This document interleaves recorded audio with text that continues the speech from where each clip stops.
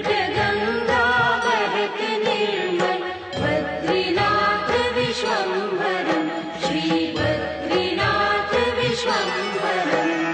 शेष सुमिरन करत निश दिन धरत ध्यान महेश्वरं।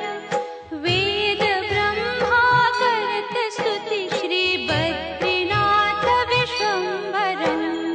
शेष सुमिरन करत निश दिन धरत ध्यान महेश्वरं।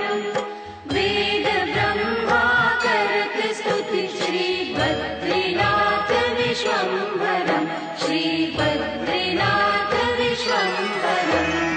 शक्ति गौरी गणेश शारद नारद मुनि उच्चारणं। योग ध्यान अपार लीला बद्रीनाथ विश्वम्भरं। शक्ति गौरी गणेश शारद नारद मुनि उच्चारणं।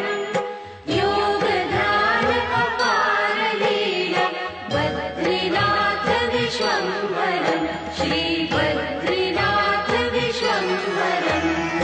इंद्र चंद्र कुबेर धुनि कर धूप दीप प्रकाशितं। सिद्ध मुनि जन करत जय जय बद्रीनाथ विश्वम्भरम्। इंद्र चंद्र कुबेर दिनकर धूप दीप प्रकाशितं। सिद्ध मुनि जन करत जय जय बद्रीनाथ विश्वम्भरं श्री बद्रीनाथ विश्वम्भरम्।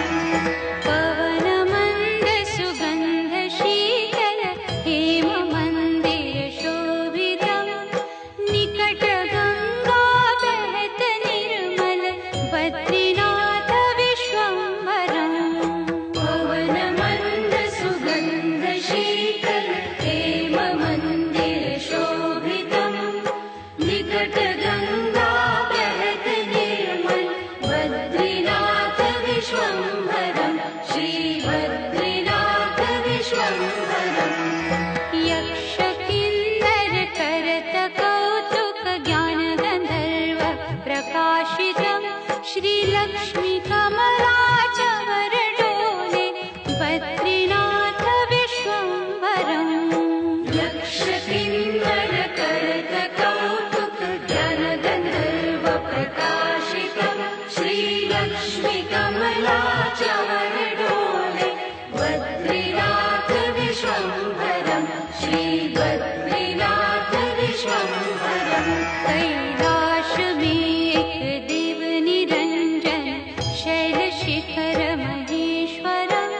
राजा युधिष्ठिर करत स्तुति श्री बद्रीनाथ विश्वम्भरं। कैलाश में एक देव निरंजन शैल शिखर महेश्वरं। राजा युधिष्ठिर करत स्तुति श्री बद्रीनाथ विश्वम्भरं श्री बद्रीनाथ विश्वम्भरं। श्री बद्री जी के पंचरत्न पढ़त पाप विनाशनं। कोटि तीर्थ प्रभूत पुण्य प्राप्यते फलदायकम्। श्री बद्री जी के पंचरत्न पढ़त पाप विनाशनं। कोटि तीर्थ प्रभूत पुण्यं प्राप्यते फलदायकम् श्री बद्रीनाथ विश्वम्भरम्। पवन मंद सुगंध शीतल हे